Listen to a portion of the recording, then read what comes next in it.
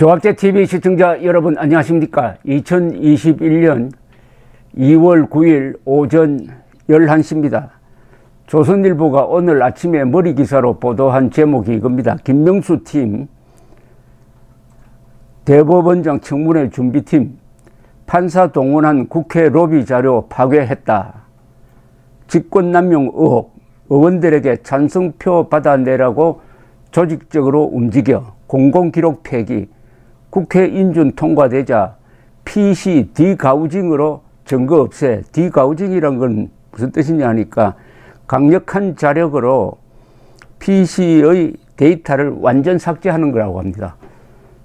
이러면 간단하게 이야기하면 범죄 혐의가 있다는 이야기죠. 직권남용, 공공기록 폐기는 증거인멸에 해당하는데 판사들이 가장 싫어하는 게 증거인멸 아닙니까? 구속사유 중에 증거인멸의 우려가 있다 하면 구속입니다. 가지 하는 사람이 이 김명수란 사람인데 오늘 신문에 난 거 저것만 딱 윤석열 검찰총장에게 과거에 그들이 이명박 박근혜 전 정부를 적폐로 몰아서 수사했던 방식으로 딱 하라고 하면은 김명수는 확실하게 구속 기소될 거라고 생각합니다. 이것 말고도 많죠. 입만 열면 거짓말 하는 사람, 거짓말을 듣기 위해 또 거짓말 하는 사람, 이런 김명수를 보면서 일본의 법치를 한번 생각해 봅니다. 일본은 근대화를 하면서 서양의 법치, 주로 독일법을 받아들였습니다. 그 일본의 법치가 일제시대에 한국으로 넘어왔습니다. 한국에서 법치가 제도와 함께 근거가 되면서 이 식민 통치의 근거가 되면서 대한민국이 건국된 이후에 그 바탕 위에서 근대화를 쉽게 할 수 있었다는 주장을 하는 사람들이 있습니다. 이들을 친일파로 보는 사람들이 있어요.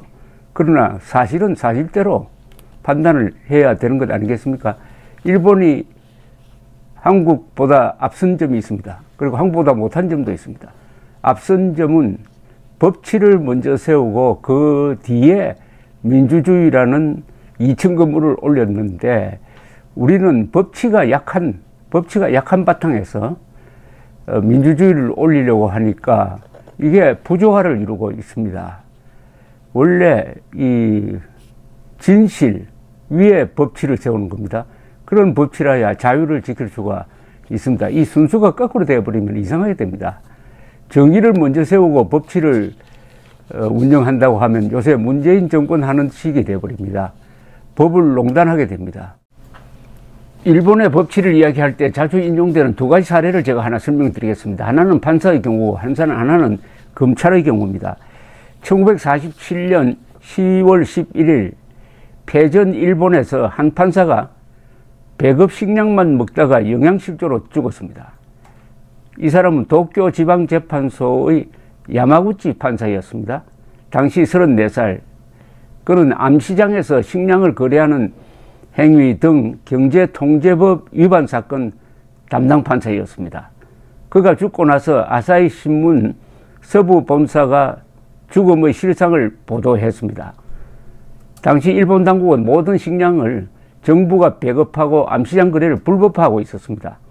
야마구치 판사는 식량을 불법 거래하는 사람들에게 벌을 주는 일을 하는 자신이 암시장에서 구입한 식량을 먹어서는 안 된다고 생각했다고 합니다. 처에게는 배급 식량으로만 끼니를 때울 것을 엄명했습니다. 당시 어른 1인당 식량 배급량은 300g에 불과해가지고 거의 모든 사람들이 암시장에서 식량을 따로 사 먹고 있었습니다. 야마구치 판사는 두 아이를 두었는데 이들에게 먹을 것을 양보하다가 보니 영양실종에 걸렸습니다. 남이 식량을 보내주어도 그는 받지 않았습니다. 친척이 식사에 초대하여도 가지 않았습니다. 동료 판사들이 가져온 음식을 그와 나누어 먹으려고 해도 듣지 않았습니다. 그는 일기에 소크라테스처럼 악법도 지켜야 한다는 소신을 적었어요. 야마구치 판사는 경무에 시달리고 있었습니다. 암시장에서 식량을 샀다가 붙잡혀 오는 사람들이 하루에 100명이나 되었다고 합니다. 이들에 대한 재판으로 체력 소모가 많았다고 합니다. 1947년 8월 27일 그는 도쿄지방재판소 계단에서 쓰러졌습니다. 병원으로 후송되었는데 진단 결과는 영양실조와 폐침륜이었습니다. 회복하지 못하고 죽었습니다. 자신에게 정직하려고 애썼던 한 소장판사가 택한 죽음의 길이었습니다. 이 시대의 양심을 자처했던 박은순 전 서울시장은 악법은 지킬 필요가 없던 취지의 이야기를 한 사람입니다.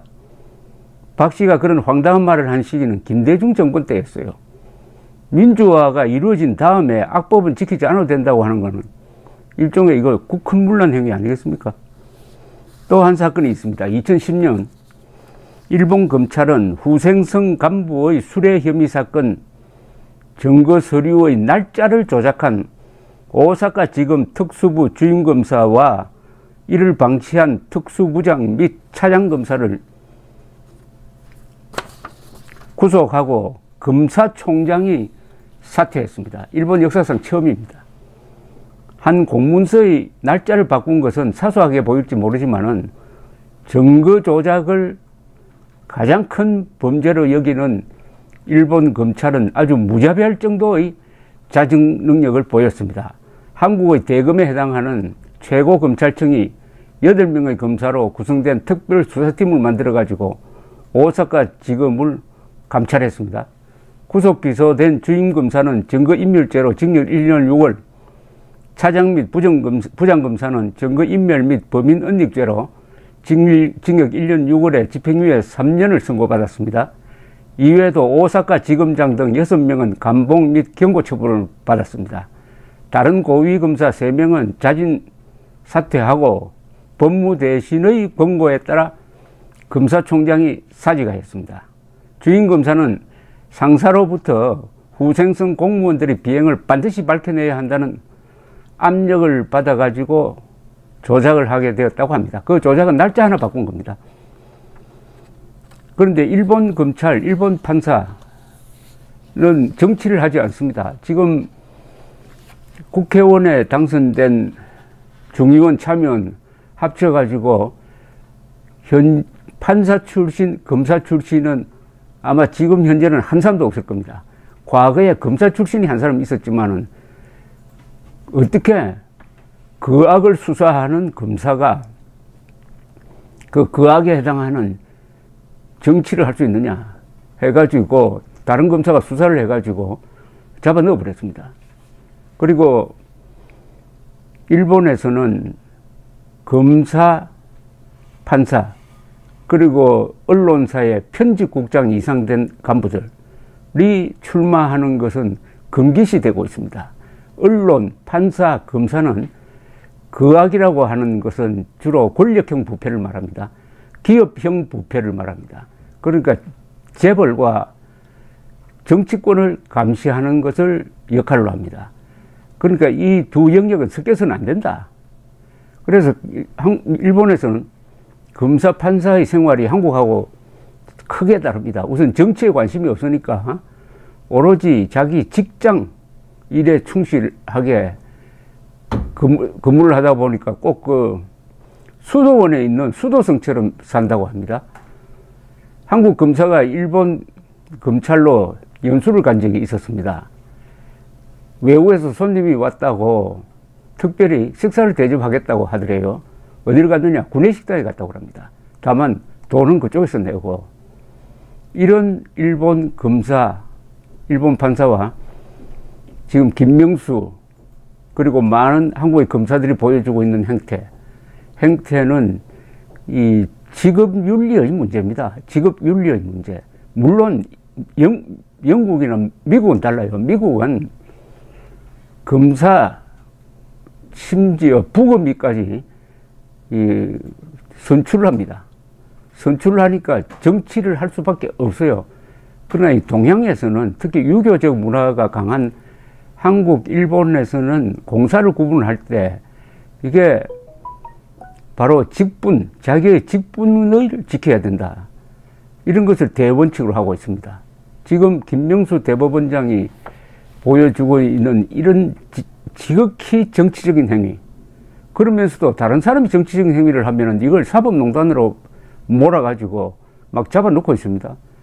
양승태 전 대법원장에게 적용됐던 혐의를 지금 김명수한테 적용하면 어떻게 되겠습니까? 더구나 가공할 사태는 이런 법원 내부의 자정작용을 위해서 만들었다는 전국 법관 대표자 회의가 이 문제에 대해서는 이런 방구 한마디도 하지 않고 있습니다. 바로 전국 법관 대표자 회의가 이게 김명수의 경호실, 더 나가서 이 정권의 경호실을 지금 자처하고 있다는 이야기 아니겠습니까? 이 법치라는 것은 제도를 말합니다. 제도라는 것은 한 문명의 기초입니다. 제도가 있어야 사람이 살 때 안정된 삶을 살 수가 있습니다. 법이 있어야 예측 가능한 삶을 살 수가 있습니다. 법이 저렇게 멋대로 조작되고 하면은 내가 지금 하는 이 행위가 법에 걸리는지 안 걸리는지 알 수가 없습니다. 좋은 판사 만나면은 무죄고 나쁜 판사 만나면은 유죄다. 이렇게 돼버리면은 그런 사회는 결국 힘 있는 사람, 돈 많은 사람이 끌고 가게 되어 있습니다. 정글이 되는 거죠. 지금 김학의 전 법무차관이 합법적으로 출국하려고 하는데 문재인 대통령이 수사를 지시하는 상황이 되니까 억지로 막는 과정에서 서류를 조작을 했다고 합니다. 출금을 시키기 위해서 서류를 조작했는데 하는데 관련된 사람으로 지금 이름이 떠오르는 사람이 한 10명이 넘습니다.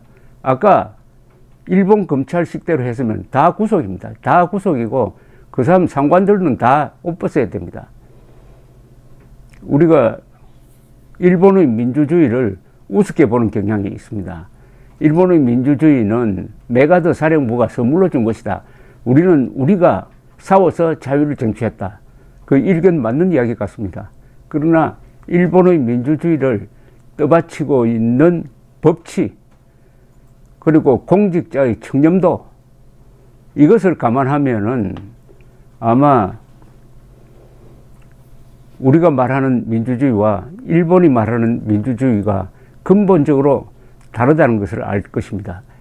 일본의 민주주의는 법치를 먼저 세우고 그 위에 민주주의를 세웠습니다. 순서가 그렇게 되었습니다. 우리는 이 반정권 투쟁이 앞서다가 보니까 민주주의를 먼저 세우고 그 위에 법치를 세우려고 하는데 이 법치가 흔들리고 있습니다. 유럽의 민주주의 발전사는 법치 먼저 민주주의 다음입니다. 특히 영국이 그렇습니다. 다만 프랑스형 민주주의 발전 방식은 조금 다릅니다. 프랑스 대혁명을 통해서 민중들이 힘을 쏟고 민중들이 권력을 잡고 무자비한 처단을 하고 하는 과정에서 법치가 흔들린 면이 있습니다. 그러니까 영국, 일본, 미국은 법치 중심, 법치 먼저 자유 뒤, 한국은 프랑스형 민주주의 발전 과정이라고 볼 수 있는데, 이 프랑스형 민주주의 발전 모델은 상당히 소란스럽습니다. 1917년 볼셰비키 러시아 혁명도 사실은 그 형님이 바로 18세기 말 프랑스 대혁명입니다. 프랑스의 정치 모델과 러시아의 정치 모델이 비슷한데 한국은 지금 프랑스형 모델로 상당히 기울고 있습니다. 이렇게 되면은 직접 민주주의를 하는 쪽으로 가는 거죠. 직접 민주주의라는 것은 국민들이 거리로 뛰어나오는데 이 직접 민주주의의 가장 큰 맹점은 선동입니다. 선동에 넘어갑니다. 우리 국민들이 그동안 선동에 넘어가서 정권을 선택한 게 몇 번 있었지 않습니까? 1997년 이회창 당시 후보의 아들 병역 의혹 선동, 그리고 2002년 재판이 되었죠. 또 선동, 이렇게 해서 김대중, 노무현 정권이 들어섰습니다. 이 탄핵 사태도 사실은 선동이죠. 거기서 문재인 정권이 탄생했습니다. 미국에서도 선동의 대가인 트럼프가 당선되었습니다. 그러나 지난 선거에서는 그 선동이 먹히지 않았습니다. 2022년에 과연 한국에서도 선동이 또 먹힐 거냐, 또 먹히지 않을 거냐 하는 게 아마 우리의 국운을 결정할 겁니다. 감사합니다.